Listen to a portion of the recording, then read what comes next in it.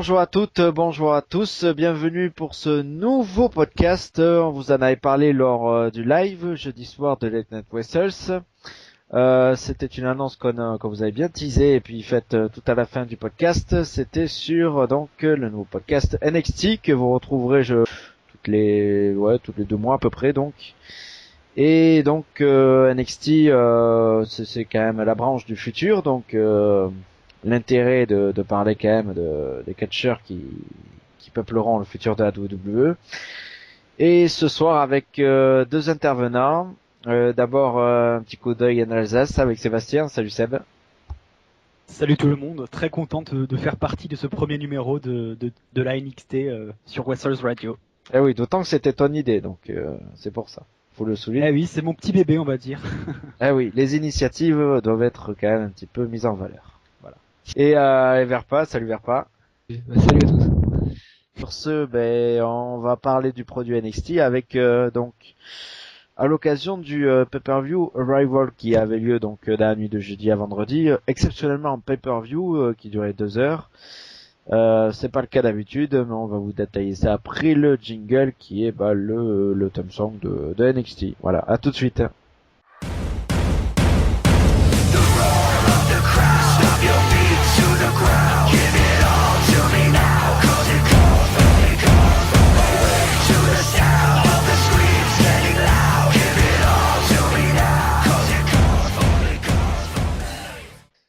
Et donc nous revoilà pour parler de NXT. NXT qui a été créé en 2012, officiellement lancé le 20 juin 2012 à la Full Sail University de Orlando en Floride. Voilà, le petit historique est utile. NXT c'est un nom que vous connaissiez sûrement avant, notamment NXT 1, NXT 2, NXT 3, NXT 4 et NXT Redemption, un programme adoré par Verpa, je sais. À l'époque, ça... Très grand fan, oui. Ouais, ça te manque beaucoup. C'est mythique. Hein. Eh oui. Remporté par Derek Bateman d'ailleurs à l'époque. Ethan Carter the Third, actuellement à la tienne, et voilà pour le petit aparté. Mais voilà, on a eu donc NXT 1 avec la Nexus, et puis donc à l'arrivée, le produit c'est quand même bigrement essoufflé, une petite relance NXT, c'était anciennement la FCW tout simplement. Ça a changé de lieu, parce que la FCW était à Tampa Bay. Et pas de région, c'est toujours en Floride, mais voilà, on a eu l'OVW, la FCW, maintenant c'est donc NXT qui est le nouveau terrain d'expansion de la WWE, donc voilà, avec quelques superstars qui, comme vous allez le voir, qui font des allers-retours des fois NXT. Je pense qu'on peut passer déjà d'entrée sur le premier match, faire après une introduction de Triple H qui a l'habitude d'intervenir à NXT. Seb qui regarde souvent, qui regarde tout le temps, vers pas aussi souvent, je crois. Triple H a quand même beaucoup l'habitude d'intervenir avec son bébé, si je m'abuse. Enfin, il est surtout là pour faire les grosses annonces on va dire. Le manager général c'est officiellement JBL mais on le voit quasiment jamais. C'est surtout Triple H qui est là et qui fait dès qu'il y a un gros truc à annoncer, il est là et ça montre un petit peu qu'il est vraiment impliqué dans ce projet, donc ça fait plaisir. Et oui, et puis d'autant que là c'était pour lancer donc la première retransmission officielle en streaming d'un programme produit par la WWE sur le network, donc qui a été lancé lundi dernier. Et il valait mieux qu'ils testent un petit peu d'ailleurs parce qu'il y a eu quelques petits problèmes. Donc voilà. Mais le premier match explosif opposé Cesaro, parce que on peut on oublie le Antonio maintenant, qui affrontait Sami Zayn. Vainqueur Cesaro après 23 minutes 05, comme vous voyez une sacrée durée quand même. Et je vais passer la parole à Verpa pour analyser le match. Très bon opener. Hein. On savait déjà que les deux étaient très bons ensemble, parce qu'il y avait déjà eu un match qui avait été fort apprécié et qui avait été qualifié de match of the year, un match en 3 tombées. Mais là vraiment pour un opener, c'était vraiment idéal pour pouvoir lancer la soirée sur les chapeaux de roue. Quand on voit le niveau des deux, que ce soit dans leur passé en scène indie à la ROH ou que ce soit à la Chikara ou même ici sur la côte ouest. Donc là ici à la NXT, c'est vraiment un régal de voir les deux dans un match qui aurait pu encore être meilleur, j'en suis sûr. Parce qu'il y a encore quelques petites choses qui pouvaient être améliorées, mais c'est vraiment un match de très très haut niveau. Ah, une sacrée exigence, je sais pas si Seb la partage ou si t'as été comblé par la durée. Ah si, moi j'ai totalement adoré ce match-là. Hein. D'ailleurs, je conseille à n'importe quel fan de catch de voir ce match-là, même s'il ne suit pas NXT. C'est un must-see ce match-là.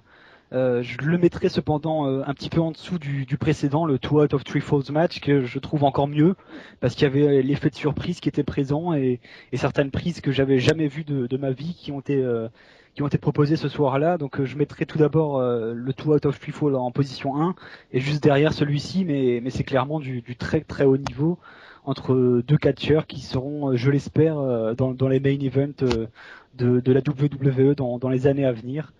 Pour Cesaro, c'est bien parti, et pour Sami Zayn, en tout cas, j'y crois beaucoup.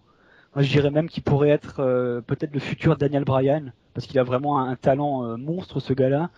Et donc, j'attends vraiment de voir le moment où il arrivera dans les main rosters de Raw et de SmackDown. Mais ce qui reste à travailler, ce sont encore ses aptitudes au micro, même si NXT, ça travaille beaucoup avec lui sur ça, parce que il parlait jamais avant, enfin ou très très peu. Parce qu'avant, à l'époque, c'était El Generico, catcheur canadien. Il avait un masque arrivé à la WWE, et le masque lui a été retiré, donc et puis il est arrivé en Sami Zayn. Et ouais, voilà, c'est les aptitudes in ring, il y avait pas de problème. Et lui, de toute façon, il s'adapte à tous les styles, il mélange un peu tout. C'est vrai qu'il a des prises assez exceptionnelles de toute façon, et notamment, bon là, il est pas passé parce qu'il a été cueilli par un uppercut, mais le topé suicida en quelque sorte, en passant d'un côté du ring à un autre entre les cordes, c'est assez balèze ça. Il avait réussi lors du match aux 3 tombées, donc c'est la petite différence là. Il s'est évidemment fait cueillir par le percut, donc mais il y a eu quand même un sacré nombre de prises. C'est impressionnant. Hein. Enfin, c'était un match qu'on voit très très peu à WWE. Moi, ça, j'ai cru voir vraiment un match du circuit indépendant. Donc, comme quoi, il y a eu changement de mœurs au fur et à mesure. Mais déjà, les Bryan, on a un peu ça. Donc, voilà. C'est un peu lourd. Hein. Moi, je me rappelle Bryan Punk, par exemple, c'était très stylé, indépendant. Et d'ailleurs, comme tu es un spécialiste de l'indie, petite question, j'ai pu voir que Sami Zayn avait les drapeaux de nombreux pays sur sa tenue. Est-ce que ce serait pas par hasard tous les endroits où il a catché dans le monde? Si, Ah oui, oui. ça représente tous les pays dans lesquels il est allé catcher. D'ailleurs, j'ai essayé de rechercher parce qu'on voit le drapeau français qui est derrière l'une de ses cuisses. Mais par contre, il y a un drapeau qui est assez surprenant en fait. J'ai l'impression qu'il y a le drapeau de la Flandre. Alors je sais pas, faudrait se pencher de plus en plus sur la question. Mais comme on sait qu'on a peut-être des auditeurs belges qui pourraient nous répondre, mais est-ce qu'il y a vraiment le drapeau de la Flandre sur le pantalon J'ai pas fait de gaffe. Sami Enfin, Zayn? si y a un lion, c'est la Flandre, oui. Oui, et je pense qu'il y a le lion sur fond jaune, donc il me semblerait bien que. Mais bon, l'un de nos auditeurs belges pourra nous répondre sur le Facebook de Wrestles Radio.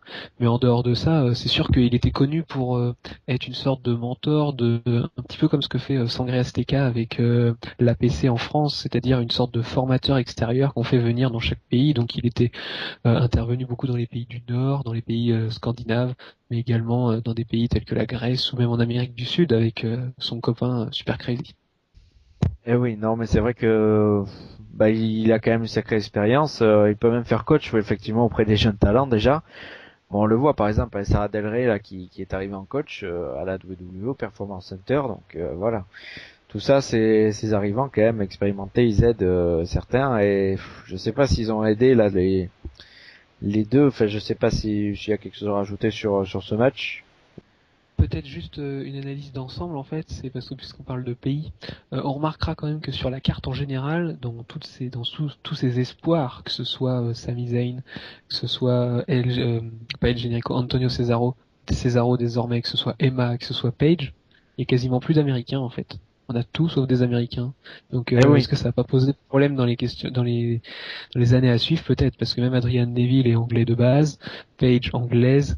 El Generico, Sami Zayn Oui, canadien, canadien. Cesaro suisse. Donc au bout d'un Emma moment, est australienne aussi, ouais. Donc voilà, on va plus avoir grand monde. Hein. Donc c'est vraiment ce qui m'a frappé. en effet, oui. Mais au moins petite assurance ou peut-être préoccupation, je sais pas quoi dire. Pour le match d'après, parce qu'il me semble que c'est deux bons Américains les deux qui s'affrontaient. Mojo Rawley qui a affronté CJ Parker et victoire de Mojo Rawley après 3 minutes 24. Lui, on est certain, il est bien américain. Hein. Ouais. Ben Mojo Rawley, c'est un ancien footballeur américain qui est arrivé courant 2013, mi-2013 à NXT et puis qui est un personnage assez particulier. C'est un espèce de Ultimate Warrior quoi. Le gars qui est à fond et il vaut mieux que ces matchs durent peu de temps comme là parce que sinon ça tient pas et il a un arsenal assez pauvre moi je trouve et puis en face CJ Parker bon c'est un gars qui est là depuis pas mal de temps hein. Je le connaissais déjà de la FCW où il était même champion par équipe à une époque et là il a changé de gimmick en cours de l'année 2013 où il est devenu une espèce de hippie c'était la semaine dernière, je crois, ou la semaine d'avant, il avait affronté The Miz. Il était monté d'un coup, un personnage agile. Bon, c'est bizarre parce que bon, je sais pas lui, je lui vois pas trop d'avenir malheureusement, je pense. Je sais pas ce que vous en pensez. Parmi les deux, là, je suis pas sûr qu'on ait vu de l'avenir. Moi, j'en aime aucun des deux, hein, tout simplement. Déjà, CJ Parker, quand il était face, personne ne l'aimait hein, dans le public. Aucune réaction à son égard, si ce n'est des sifflets. Donc c'est une bonne idée de l'avoir fait tourner en heel, mais même en heel, je ne vois pas forcément un avenir brillant. Sa gimmick me plaît pas et je la trouve pas très intéressante. Et c'est le cas aussi pour Mojo Rawley.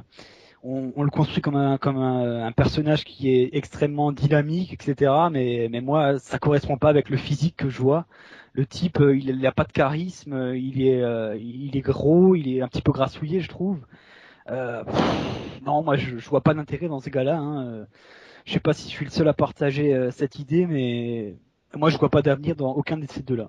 Ah oui, non mais pareil, j'ai dit je sais pas vers pas, mais S'il n'est pas poussé à fond comme pouvait l'être un Ryback, je pense qu'il aura du mal à la WWE parce que en fait il est à mi-chemin un petit peu avec un physique on va dire Alex et qu'Alexander Rousseff, mais il a du mal en fait, il est dans un entre-deux, alors c'est difficile de pouvoir le classer quelque part et on sent bien que c'est quelqu'un qui n'a pas la fibre derrière de la comédie parce que on sent que c'est surjoué. Mais après en dehors de ça, c'est plutôt pas mal, on sent que il y a quelque chose qui est construit avec lui. Bon, CJ Parker, je pense que la porte n'est pas très très loin. Mais Mojo Rawley, bon. D'ailleurs, il y avait son fan club, je crois, dans le public, au 3 ou 4e rang, avec des t-shirts blancs, si vous regardez bien durant le show NXT. Bon, pour l'instant, il est à l'appui des officiels. Mais lorsqu'il l'aura perdu, je pense que ça sera dur de se recycler. Mais si on lui change sa gimmick et qu'il arrive à s'en sortir avec une identité à peu près potable, on peut en faire quelque chose. ben ouais. Non mais c'est vrai qu'il y a beaucoup de monde quand même qui passe par NXT, donc bon, on va le voir au prochain match par exemple, mais c'est vrai que c'est un laboratoire de toute façon, un changement de gimmick. Déjà CJ Parker aussi a changé de gimmick et puis il y en a pas mal là au cours du. Il y aura un exemple un peu plus tard, même s'il n'a pas vraiment catché aussi de Tyler Breeze qui était notre catcheur. Bon, on en parlera un tout petit peu après, mais voilà. Et dans les médias, le premier titre de la soirée défendu, les titres par équipe de NXT avec les champions, The Ascension, composé de Connor et Victor, qui affrontaient Too Cool, Scotty 2Hotty et Grandmaster Sexay. Victoire de The Ascension après 6040. Oui, ça c'est d'un côté, je suis pas sûr qu'on parle d'avenir. C'était Too Cool, on les avait vus récemment lors du Road School, ils avaient fait une bonne performance, donc c'est peut-être pour ça aussi qu'ils les ont relevés pour affronter The Ascension qui ont un règne record, 169 jours au jour où on parle, c'est-à-dire on est vendredi, ils sont champions depuis le 12 septembre 2013, mine de rien, mais ils ont pas de concurrence, donc moi je trouve qu'ils ont pas beaucoup évolué, honnêtement, enfin ils ont une gimmick qui est là depuis quelques temps, hein. Au départ, Victor, c'était pas le coéquipier de Connor. C'était Connor O'Brien, hein, celui qui était à saison 3 de NXT et à saison 5 aussi de NXT. Et puis, il a été NXT Redemption, il a été managé par Vladimir Kozlov. Donc voilà, sacré parcours quand même, Connor. D'ailleurs, Verpa là faisait part tout à l'heure là du physique qui te choquait. Oui, de Conor O'Brien, en fait, au début, je m'en souvenais bien évidemment de son physique avec sa gimmick d'amateur de rats. Il appelait la ratitude, avec, c'était NXT 3, je crois, NXT 4 d'ailleurs, NXT 4 où il y avait Brodus Clay, où il y avait le mythique Jacob Novak. Je pense que tout le monde l'a oublié, lui. Mais d'ailleurs, okay. à ce moment-là, on pouvait penser que Conor O'Brien allait pouvoir s'en sortir, aller être jobber quelque part à la WWE, mais désormais son physique a totalement changé, il s'est métamorphosé. Là désormais, on voit même des traits, moi qui me rappellent sur le visage ceux de Batista jeune, en fait, le Léviathan. Si vous regardez les traits de son visage à l'époque où il était à l'Ohio Valley Wrestling, c'était quasiment les mêmes, avec des veines qui ressortent, une coupe de cheveux un petit peu à la Madsen. Alors je sais pas s'il est encore présent dans le circuit de développement, mais il y avait un catcheur avec une toute petite crête. Non, plus vu, ou Knuckles alors... Maxen, et il avait à peu près la même tête en fait. On voit qu'il cherche une tête un petit peu de viking, un petit peu mystérieux. Il recherche un style en fait, et on voit que pour l'instant ils l'ont toujours pas retrouvé, mais là vraiment il a un physique impressionnant, même au niveau de la musculature, il a énormément progressé. Alors après dans le ring, il a l'air d'avoir perdu de la vitesse. Puis de l'avoir mis avec Rick Victor, je suis pas sûr que ce soit la meilleure des idées, parce que quand on voit le nombre de partenaires qu'il a pu avoir, que ce soit avec Kenneth Cameron, notamment pour l'Ascension, il a quand même du mal. Et oui, d'ailleurs, c'est le dernier, pour la petite histoire, c'est le dernier membre original de The Ascension, parce qu'au départ, le groupe était différent. Il y avait Ricardo Rodriguez, il y avait Raquel Diaz aussi, la fille de Vicky Guerrero. Donc, c'est quand même assez éclectique. Bon, il y avait Kenneth Cameron, donc son premier partenaire, effectivement. Donc, ouais. Après, moi, je suis pas très séduit, j'avoue, par rapport au catch. C'est surtout un catch assez brutal, mais il n'y a pas beaucoup de contenu, je trouve. Et puis, ils ont pas eu une grosse adversité, honnêtement, depuis pas mal de temps. La plus grande que je me souvienne dernièrement, c'est pour dire le drame, c'était Onico et Camacho. Donc c'est pour ça. Je sais pas, Sébastien, si tu partages mon inquiétude sur ça, mais... Ouais, je te suis totalement sur ce point. C'est ma grande inquiétude, c'est de voir qu'est-ce qui va en advenir de cette division par équipe, parce que pour l'instant il y a les champions par équipe et il n'y a pas d'autres équipes, hein, tout simplement. Donc pour l'instant on est en train de chercher des équipes aux quatre coins du monde pour leur faire un match one night only, mais c'est un petit peu l'arbre qui cache la forêt, j'ai envie de dire. Là le retour des Too Cool, ça cache encore la forêt, parce que s'il n'y avait pas les Too Cool, il n'y avait pas d'équipe pour faire face à l'ascension, tout simplement.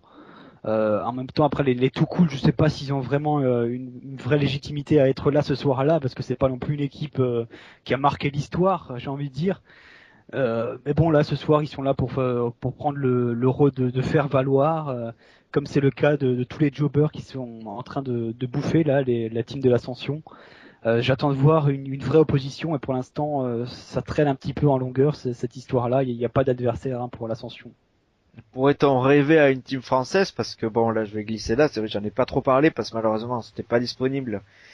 En dark match, c'était même pas le pré-show. Le pré-show, c'était un panel et puis il y avait pas de match. C'était un panel animé par Renee Young avec Paul Heyman, Bret Hart et Kevin Nash. Et en dark match avant, Sylvester Lefort, qu'on connaissait avant sous l'identité de Tom LaRufa, bien sûr, qui affrontait Mason Ryan, l'ancien de la New Nexus. Et puis bon, le pauvre, il a été un peu squashé, c'est un peu le sort qu'il a. Mais il y a un autre Français qui est arrivé il y a pas très longtemps, Marcus Louis. Et il paraît qu'ils s'associent un petit peu, les deux, ils catchent ensemble à nos shows. Bon, c'est pas très concluant pour l'instant, mais on peut toujours rêver, sait-on jamais. Vu le nombre d'équipes, après tout. Et Marcus Louis, qu'on a pu voir également il y a 2 semaines, hein, se faire squasher par l'équipe des Wyatt. Hein. Et oui, voilà, le pauvre en plus, je crois qu'il a même pas été sur le ring une seule fois, c'était l'autre qui prenait tout, Jason Jordan, il me semble, c'était... C'est ça. Il y a pas mal de jobbers à NXT. Sur le net, on pouvait lire que Marcus Louis était plutôt bon au micro. Après avoir vu quelques speeches, je réviserai complètement ce jugement-là, parce que il m'a pas du tout impressionné au micro. Hein. On sent que vraiment c'est quelqu'un qui a encore du mal à s'exprimer devant une caméra. Alors des fois, bon, on essaye de se faire sa propre opinion par rapport à ce qu'on peut voir sur le net, mais là, je vous conseille d'aller voir une ou deux promos de celui-là, parce que même si c'est en anglais très compréhensible pour un français, c'est loin d'être bon. Alors ok, c'est le point fort de Sylvester Lefort, plus que d'être dans le ring. Beaucoup de travail à faire pour avoir un niveau convenable. Ben ouais, le truc, justement, on va passer au petit débat vite fait sur Sylvester Lefort, justement, qui a commencé comme manager là, je sais pas, il rebondit encore. Là, il cherchait dernièrement, là, c'était la quête pour une nouvelle recrue. Justement, c'est comme ça que ça s'est mis là, sa rivalité contre Mason Ryan, mais bon, qui est un peu à sens unique. Là, ça fait 2 fois qu'il se fait squasher. Mais quand même, Sébastien Lefort, tu le vois quand même percer, non? Un peu plus, au moins comme manager. Je sais pas, j'avoue que c'est un gros point d'interrogation pour moi en ce moment-là. Je sais pas si les officiels ont vraiment une confiance en ce gars-là ou pas, parce que Ils aiment c'est son vrai, comme tu accent viens de... français quand même. Hein. Ouais, ils en jouent beaucoup, ouais, c'est vrai que c'est drôle, hein, ça nous fait sourire. Et pour nous, nous Français, on a un intérêt envers ce gars forcément, parce qu'il vient de chez nous et il y en a pas beaucoup des Français qui sont à la WWE. Mais je sais pas si les officiels ont cette même confiance en ce gars-là, parce qu'il a été squashé 2 fois pour l'instant pour ses seuls matchs télévisés. J'attends de voir. Peut-être que lorsqu'il formera son équipe avec Marc Louis, il y aura un renouveau, mais bon, je sais pas, je peux pas répondre à ta question là. Ouais, bah oui, de toute façon, bon, c'est vrai que c'est un petit peu des espèces de pronostics sur le futur, ouais, parce que bon, pour l'instant, c'est vrai que le manager, c'est toujours un petit, à la WWE de nos jours, c'est pas très très viable, c'est ça le problème pour lui, mais bon, on peut voir toujours. Après, bon, il a l'air d'être apprécié, donc c'est déjà ça. On va voir si ça va durer. Enfin, bon, on va passer au, je sais plus compter moi. Oui, 4e match de la soirée. 2e titre en jeu, c'était le titre de championne féminine de NXT, qui a connu qu'une seule championne, Paige, qui affrontait Emma. Emma, tout récemment, qui a débarqué à la WWE officiellement avec une rivalité Summer Rae, et puis elle est associée à Santino, et puis évidemment elle a développé sa fameuse danse que moi j'aime pas, et c'est un avis personnel. Et Paige l'a emporté après 12 minutes 59 secondes. Elle est donc toujours championne, donc bon, on est vendredi donc toujours, et 253 jours de règne, c'est le record absolu à la WWE actuellement, c'est mieux qu'Edge par exemple. Bah voilà, elle a été vraiment la seule, et d'ailleurs elle avait battu déjà Emma en finale du tournoi à l'époque pour devenir championne, et le match était introduit par Stephanie McMahon, donc comme quoi il y a, ouais, l'autorité était, on va dire, très concernée, mais très neutre là, c'était pas dans un rôle d'autorité, c'était vraiment, là on voyait la patronne qui a annoncé son truc. Donc qu'en a pensé le spécialiste du catch féminin de ce match entre l'anglaise et l'australienne, les Jeux du Commonwealth? Eh ben, étonnamment, j'ai été déçu. J'en attendais plus, en fait.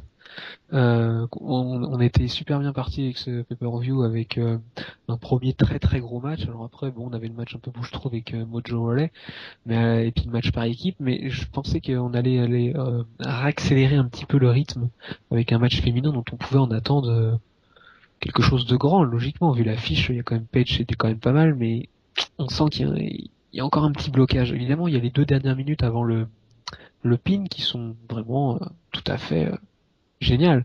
Mais avant, j'ai trouvé que c'était vraiment très lent en fait. En dehors de ça, Emma, déjà que je n'aimais pas tellement en indie, quand elle s'appelait Tenille ou Tenille Taylor, qui passait Oui, notamment à la Shimmer. Tenille, c'est son vrai prénom déjà au départ, donc ouais. Oui. Taylor, ouais. Puis au début, elle avait commencé dans les fédérations du sud-est de l'Australie, aux environs de Melbourne, notamment dans des fédérations où est passé lorsqu'il tournait en indie. Mais vraiment, Paige, j'ai du mal. Alors les deux, même si elles ont beaucoup de talent, j'ai du mal vraiment avec le style qu'elles ont, parce que on voit que ça manque de liant des fois. Alors il y a quelques prises évidemment qui sortent du lot, mais au niveau de la psychologie, il manque parfois quelque chose. Puis il faut dire que la gimmick d'Emma non plus n'aide pas tellement, quoi. Bah oui, voilà, ouais. D'ailleurs, dans le petit clip, parce qu'il y avait à chaque fois des clips de présentation de chaque catcheur ou catcheuse, elle disait, ouais, que la danse, elle a appris en faisant du catch, donc assez particulier. Et ouais, c'est sûr, ça aide pas à une gimmick de danseuse.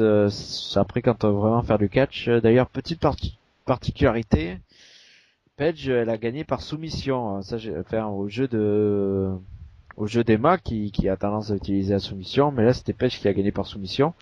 J'ai rarement vu gagner par soumission, il me semble. Je sais pas, Sébastien, si t'as mémoire de ça. Mais...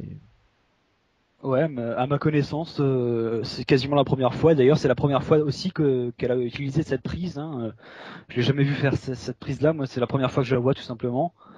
Après, pour revenir au match en soi, moi je trouvais que c'est largement meilleur que tout ce qu'on a à la WWE. Et je veux dire qu'il y a un problème quelque part quand on voit qu'il y a Aksana par exemple ou Eva Marie qui sont dans le roster principal et que tu vois Paige et Emma encore à NXT, et on se dit que la Terre ne Enfin, non, tourne pas non, rond. Emma a intégré la WWE, c'est plutôt le cas de Paige qui est embêtant après. Ça, on Oui, le mais c'est un répète. problème d'âge. Ouais, bah elle est jeune, C'est un c'est vrai. problème d'âge avec Paige.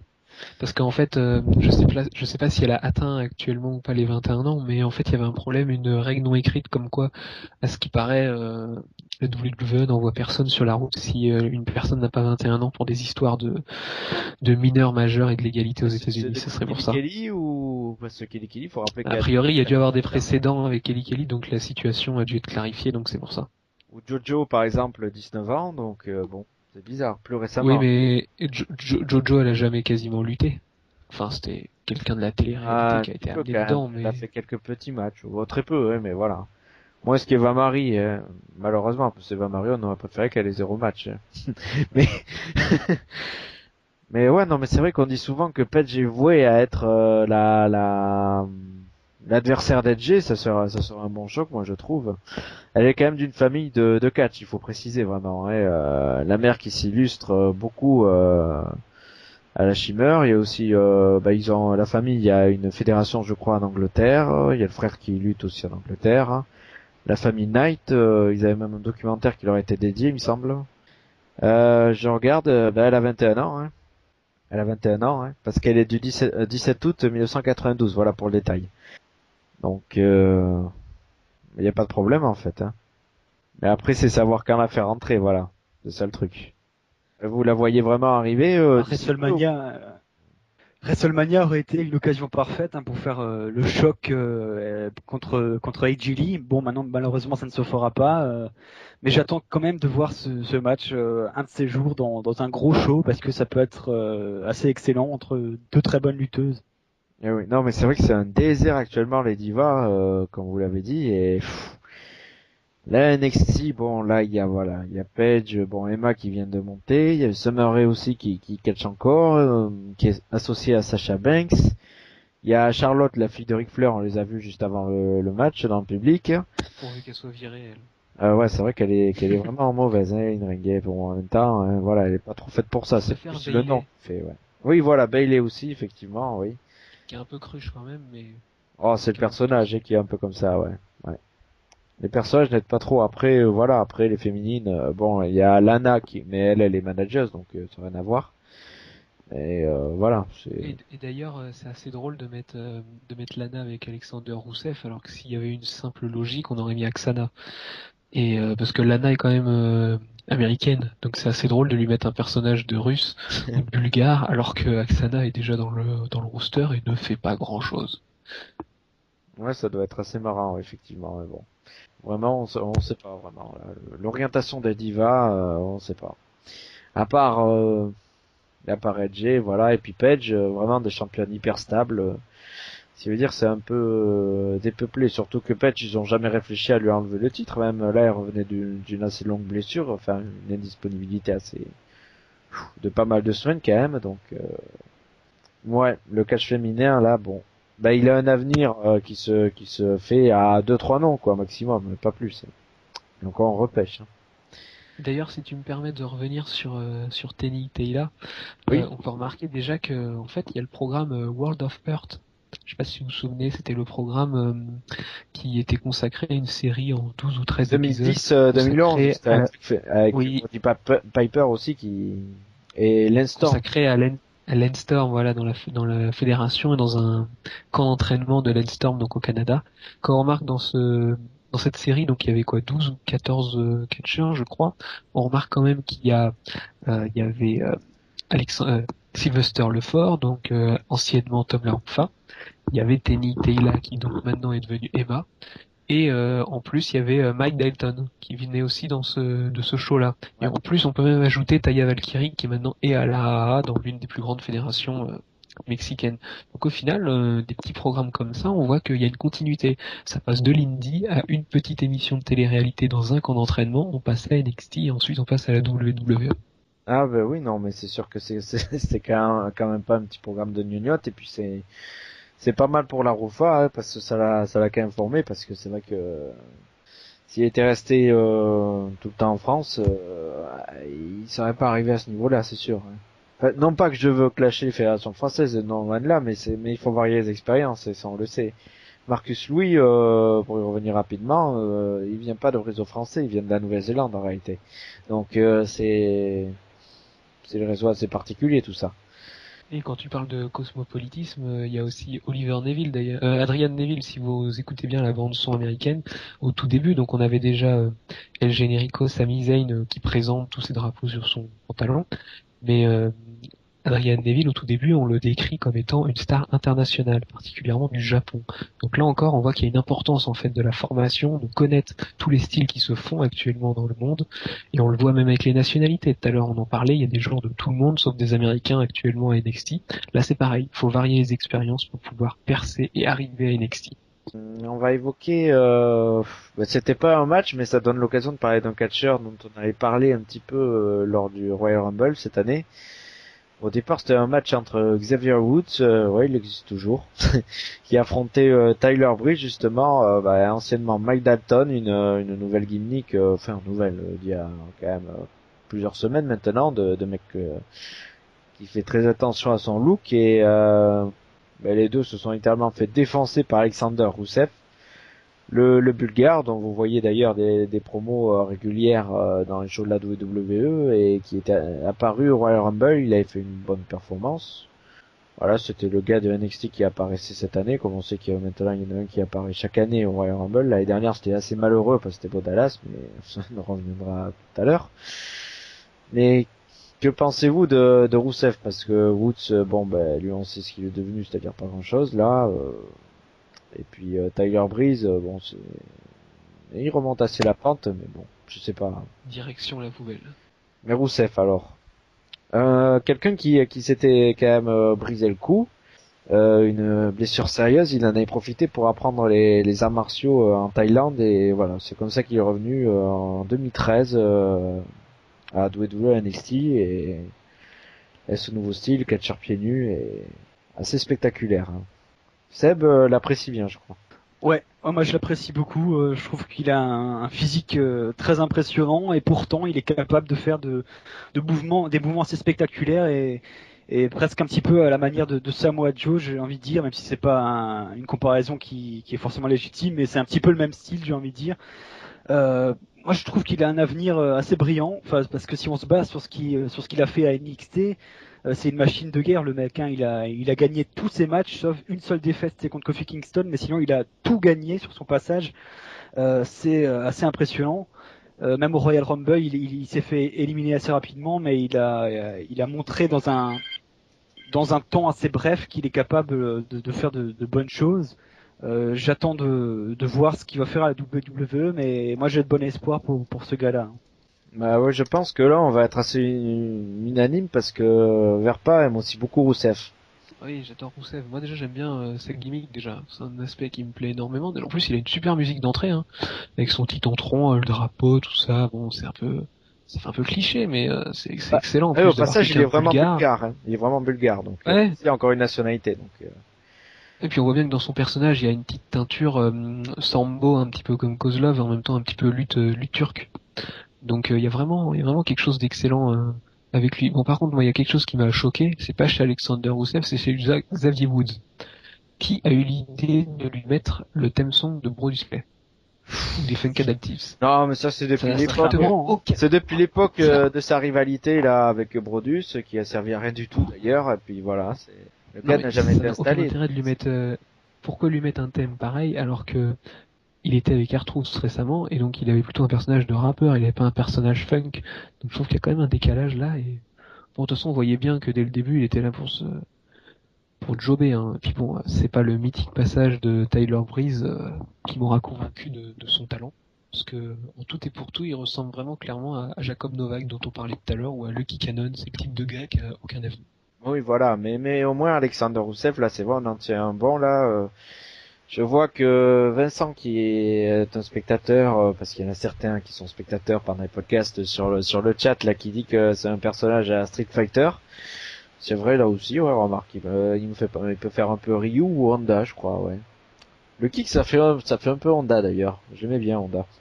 Voilà, pour un petit aparté, mais ouais, Rousseff, c'est vrai, la WWE, ben, elle cherche énormément les big guys, et puis là je crois qu'elle a trouvé un bon, et puis on n'est pas dans la mire de notre de l'Est, et évidemment je parle de Kozlov, là c'est différent, là Rousseff a l'air quand même bien mieux outillé, comme Sébastien le disait, c'est vrai il ressemble à Samoa Joe dans le style, hein. C'est vrai il est massif, mais il a une liberté de mouvement, c'est impressionnant, son kick là sur Breeze là en entrant, c'est absolument impressionnant, hein. Donc voilà, non mais prochainement c'est sûr il va faire un impact, mais ça apparemment ça va avoir lieu au lendemain de WrestleMania, parce que là de toute façon sans aucune légitimité, je Ouais, dirais, maintenant pour lui ça l'aiderait pas de ça toute me façon. semble un peu juste. Hein. Voilà, ça l'aiderait pas de toute façon de le lancer maintenant, donc autant continuer les vignettes et puis du super athlète. Et puis on passe je pense au main event avec Adrian Neville qui affrontait Neville, pardon, enfin, comme ils disent là-bas, mais bon ça s'écrit Neville, qui affrontait Bo Dallas. Ouais, je soupire toujours après quand je dis son nom, mais dans un ladder match pour le titre NXT, premier ladder match de l'histoire de NXT d'ailleurs, et victoire de Neville après 16 minutes 21 secondes, bah, c'est la consécration attendue pour lui, qui s'appelait anciennement PAC, très connu donc sur le circuit indépendant, et à Dragon Gate au Japon où il a collecté pas mal de titres. Alors que Bodala, lui, ça fait perpétuer qu'il est là, et depuis ses 18 ans, en 2008. Et il sortait d'un règne record de 280 jours, un règne assez dégoûtant personnellement, mais bon, voilà. Parce que le problème de Dallas, c'est que il a un frère qui lui, par contre, a vraiment passé le palier, parce que c'est Bray Wyatt, le frère. Et le beau Dallas, lui, il s'en sort bien, il avait une ceinture, mais voilà, c'est sûr que, bon, après, c'est le fils de Mike Rotunda, oui, effectivement, mais c'est assez malheureux, donc, que pensez-vous des deux? Neville, c'est celui, le surnom, je crois qu'ils l'ont gardé, parce que c'était, il me semble, c'était déjà un surnom de circuit indépendant, celui que la gravité a oublié. Donc, que pensez du match, et puis que pensez-vous des deux catcheurs, Verpa? Un bon petit match, bon légèrement en dessous quand même de l'opener qui était extraordinaire, mais j'ai pas été vraiment impressionné par Bo Dallas. Hein. On en entendait beaucoup parler. Après, il a un personnage de face qui est assez Oh non, Late spécial. est devenu un peu il. Ouais, mais attention, hein. En fait, t'en as peut-être déjà beaucoup entendu parler, mais si t'en entends Oui. parler par nous, tu le sais très bien, ça a toujours été négatif, hein, donc.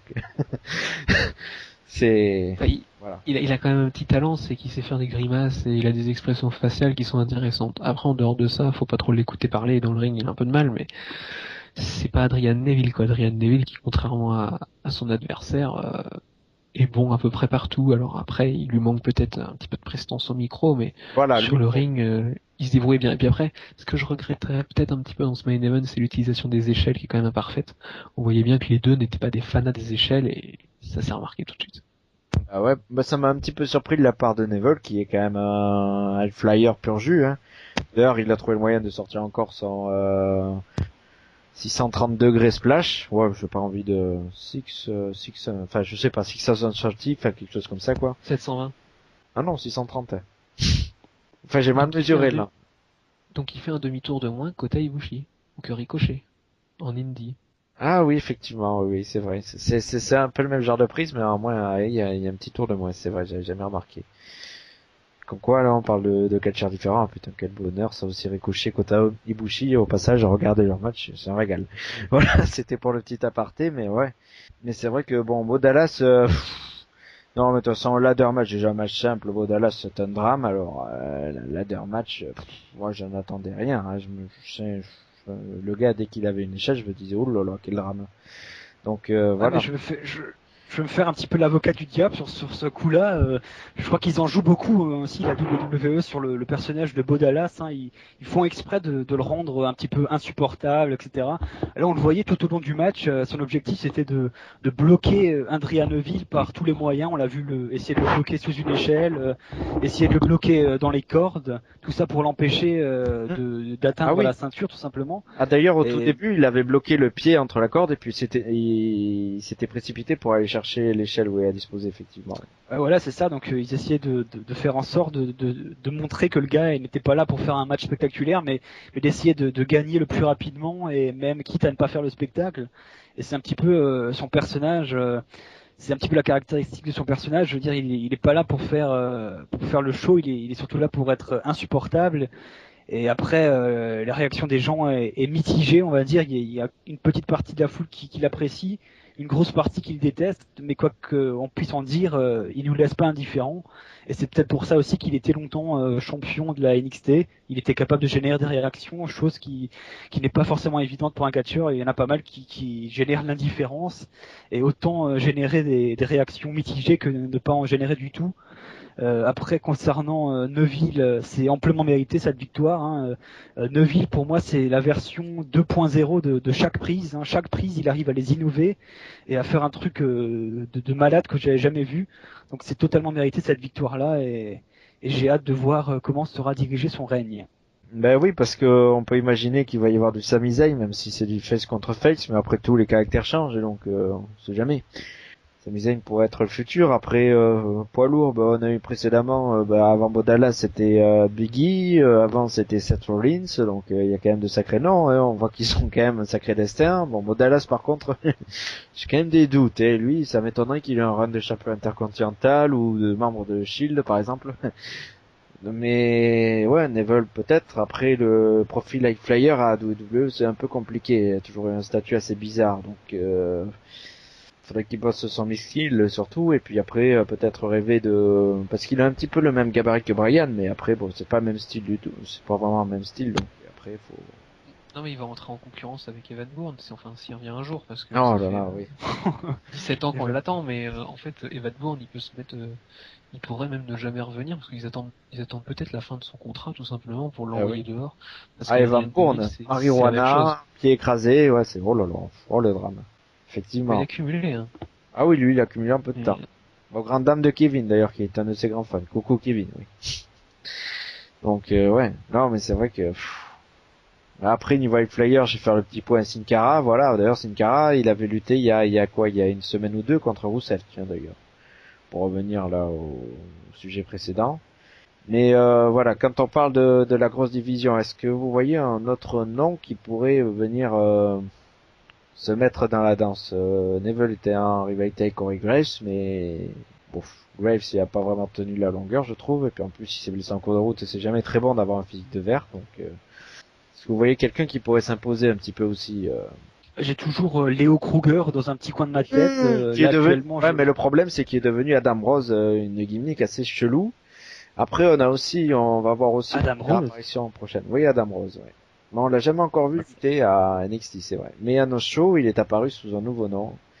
Changer de gimmick, parce qu'il avait vraiment quelque chose aussi qui était très typé international avec sa gimmick sud-africaine, donc il aurait même pu faire une équipe avec Justin Gabriel, c'était tout trouvé. Ah oui, les deux ils se connaissaient par cœur, donc ouais. C'est vraiment bizarre. Et quand on regarde la liste du roster actuel de NXT, en fait, ce qui est étonnant, c'est que on peut voir le nombre de clics sur chaque profil de superstar. Et dans le top 5, il y a quand même Alexa Bliss. Alors pour moi, je la découvre, je sais à peine qui c'est.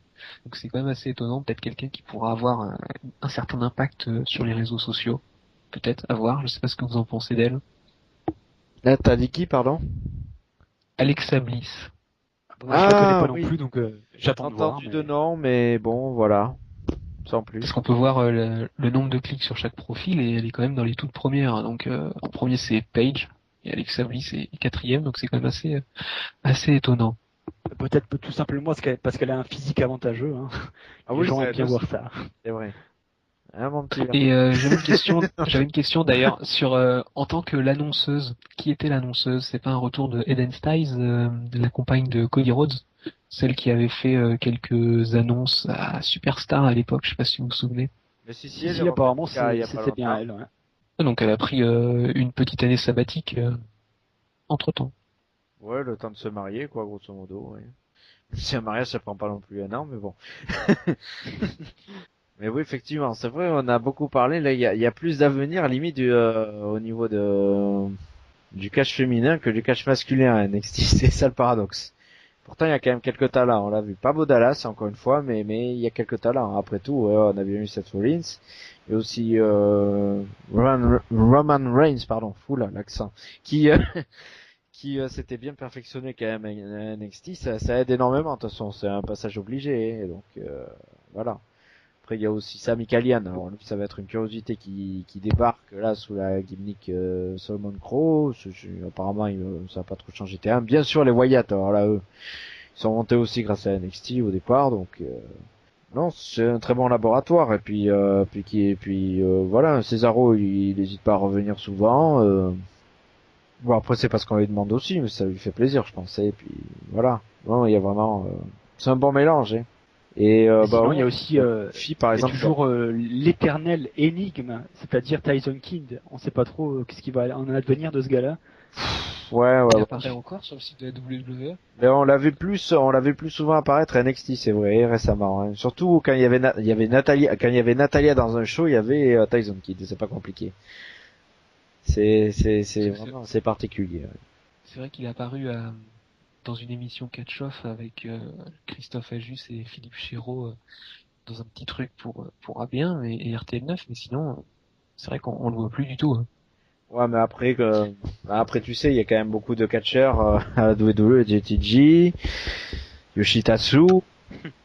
Non mais avec Kurt Hawkins, Yoshitatsu est entraîneur au développement de Tall Center. Ah d'accord. Ah bah ça y est, Oui, oui. de super pouces encore, ça va arriver. Et au rayon des brèves aussi, tout à l'heure, on en discutait sur le chat interne de l'émission. On se demandait pourquoi Lana était mise avec Alexander Rousseff. En fait, parce qu'elle est bien américaine. Et vu que son père travaillait dans l'armée, elle a grandi en Lettonie. Donc c'est ce qui a dû aider pour son accent à la soviétique. Donc petit pays juste à côté de la maison mère de alors. Laksana. Ah oui, Et, oui. Lituanie, oui, oui. Et donc là, c'est la Lettonie. Et deuxième petite news, pour ceux qui se souviennent, Adrian Neville, vous avez pu le voir en 2009 à la NWE sur Direct 8, à l'époque commenté par Célian Varini et Alexandre Delperrier. Donc d'ailleurs, c'était mythique au niveau des commentaires qui étaient assez spéciaux, mais vous pouvez encore retrouver des épisodes sur YouTube et tout ça, avec Adrian Neville qui combattait sous la gimmick de Jungle Pack. Et le nom qui illustrait vraiment la gimmick, on aurait dit Tarzan. Quoi. Et puis on confirme aussi que au tout départ on vous parlait du drapeau flandrien, il y a une confirmation que Sami Zayn alias El Generico à l'époque avait bien combattu masqué en Belgique. Donc, flandrien ça n'existe pas, hein, c'est flamand. Ah, flamand, peut-être que j'ai dit flandrien. Merci, désolé, oula, j'allais pas créer d'incident diplomatique avec les Belges quand même. Déjà qu'ils s'entendent pas entre eux, alors là, on va avoir du mal. C'est vrai, mais bon, sur le catch, tout le monde s'entend selon certains sujets. Par exemple, là, Bodala, c'est nul. Sami Zayn est bon, voilà. Adrien Neville est bon. Bodala, c'est nul. Voilà.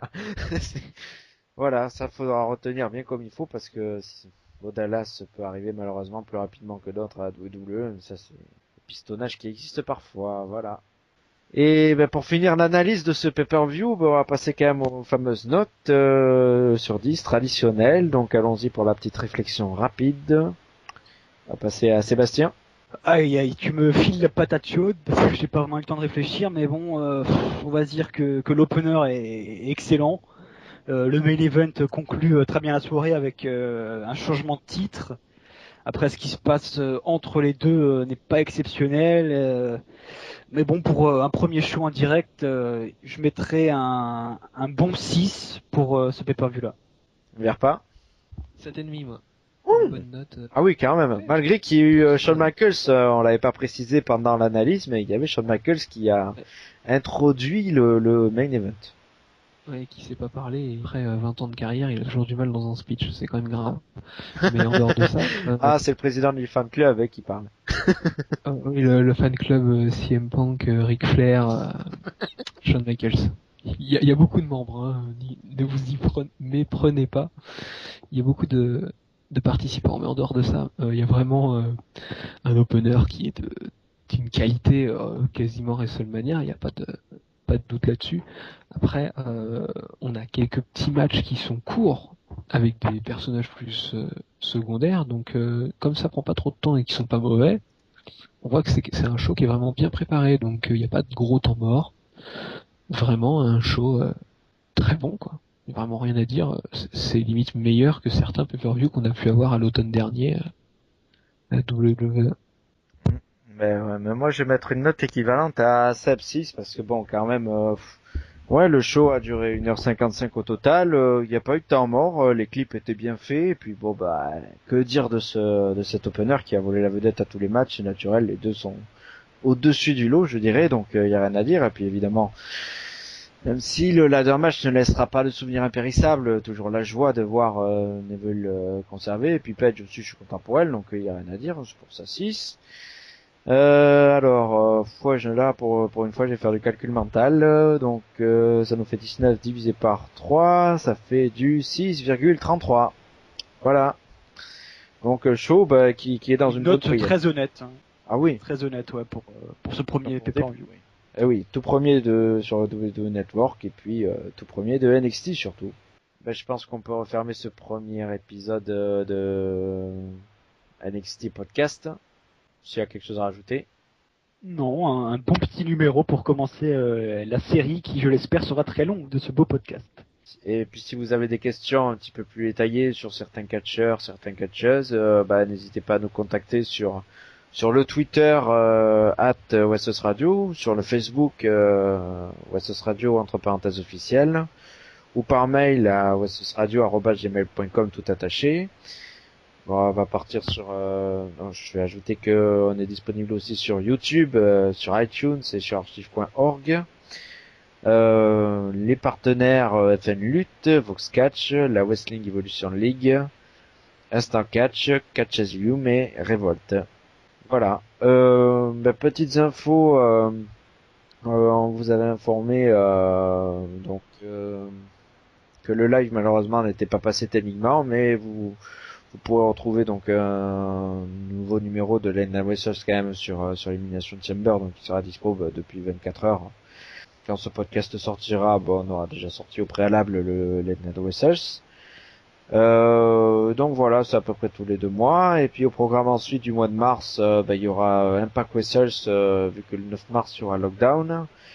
Et puis le pré-WrestleMania, l'épisode pré-WrestleMania qui sera précédé en fait avant du Vintage Wrestle sur WrestleMania 6, et ensuite le pré-WrestleMania, c'est grosso modo dans la quinzaine qui précède WrestleMania qui aura lieu le 5 avril.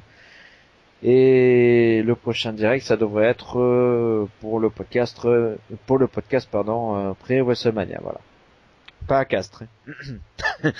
Ouais, ça c'est une petite blague de merde, mais il en fout, c'est la trademark de l'émission.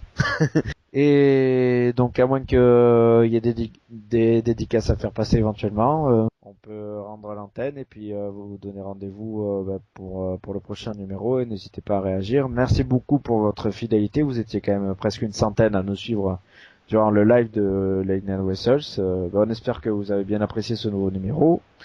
On attend vos réactions. À ciao.